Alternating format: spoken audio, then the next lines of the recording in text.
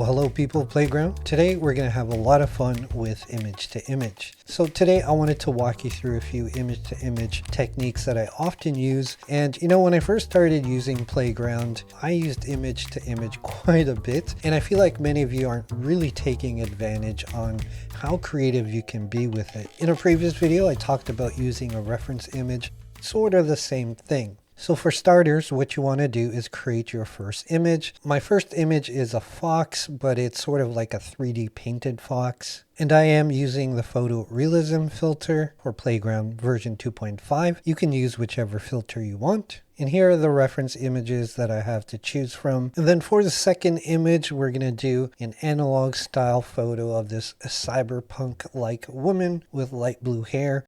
As always, I'll leave the prompts in the description below. Now here are a couple of images that I think I'll use, most likely this one here on the left. However, we're going to go back to our fox image here and also go into actions and use image settings. You see now we're populating the prompt of the fox. We're going to use this image as our reference image. So back to actions, use image to image. Now hopefully you're following along. We are using the fox prompt, but the cyberpunk image as a reference image. Now in terms of image strength, you want to experiment between 45 to 55. In my case, I want the reference image to be more dominant, but still have traits of the prompt. So we're going to go ahead and generate a few images. So here are the first two images. There's not a lot of the fox influence in the prompt, but you can start to see it happening with an image strength of 55. However, based on the results, it tells me it's a little too high. So maybe 50 to 53 might be better. So I'm going to generate a few more and find that nice sweet spot. Now, after a few generations, I found 53 was the sweet spot for this type of image. Let's open up the first one. So we have enough of the influence from the fox with the ears, some fur material here, the colors from the reference image. This looks great to me, exactly what I envisioned in my head. And in this image, even more so, adopting a little bit of the face of the fox too, especially with the colors, but still maintaining some influence from the reference image. Now, as mentioned before, when you're really dialing it in, an increase of 1 or 2 can make a very big difference. Like these were done at an image strength of 50 and it was showing the prompt too much. But you can expect to get varying results, and that's part of the beauty of using this technique. Sometimes you get something abstract and quirky, and other times it might be a very subtle change that you may like.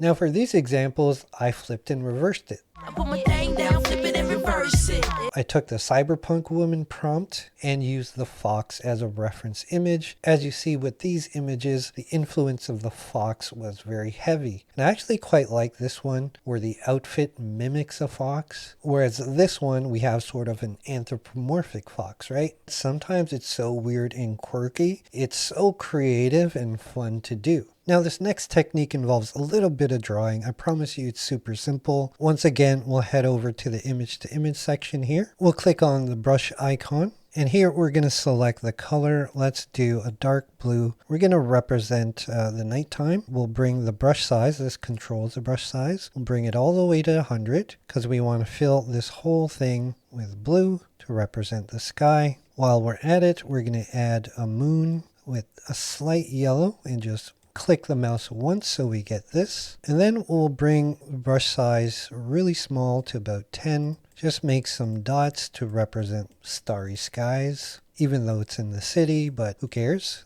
This is our picture. We could do what we want.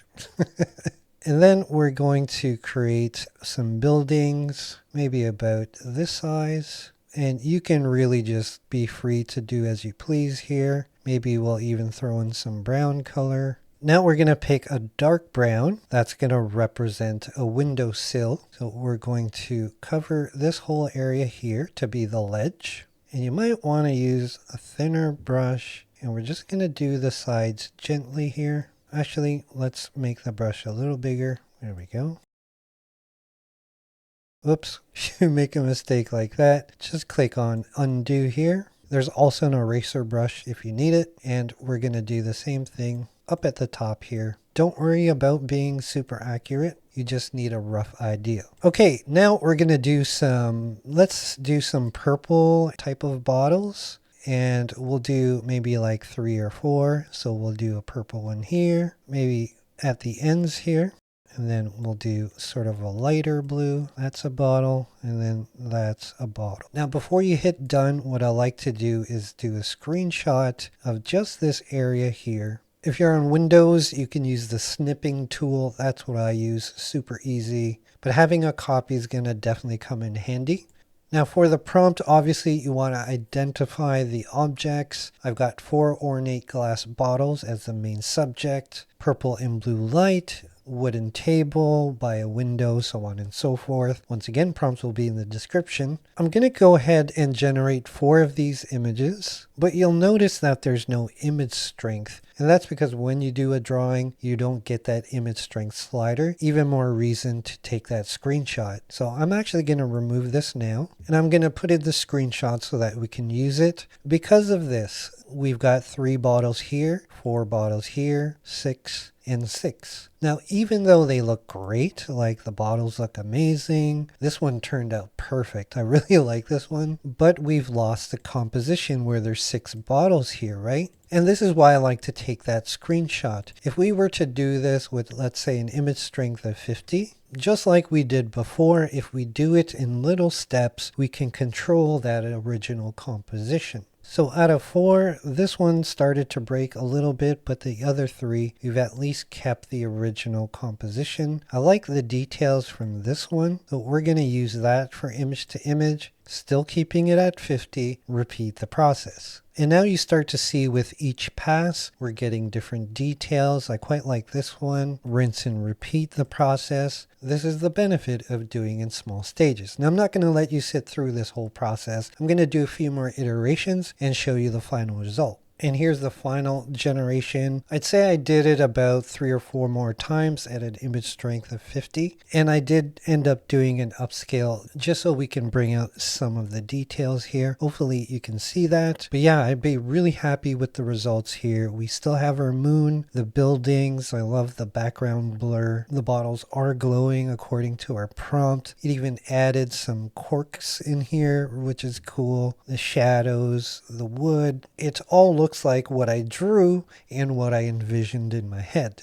Now, don't limit yourself to what you see today. You can take these simple drawings, like in this example where my original idea was having a purple and blue car racing horizontally, but then it gave me this result where it kind of looks like they're drifting. You do see some motion in the tires here. And if you've tried to prompt for 2 separate cars or 2 or 3 different objects, this is a good workaround so that you can get 2 objects in one scene. And the last example I want to show you is using graphic elements. There are a lot of free elements online where you can put things together. In this reference image, this was a graphic character and I had a separate background put into it, put some elements in there. Prompted for a Pixar superhero and got 3 of these variations that look really amazing in my opinion. So once again, if you're feeling limited with prompting, remember using reference images, drawing are also conditioning methods to get that image that you see in your head. Don't limit yourself to just prompting. Now, if you do want to go deeper into drawing and how you can utilize your own drawings, I have done a couple of videos here. Make sure to check those out. Until the next video, my friends. This is Playground.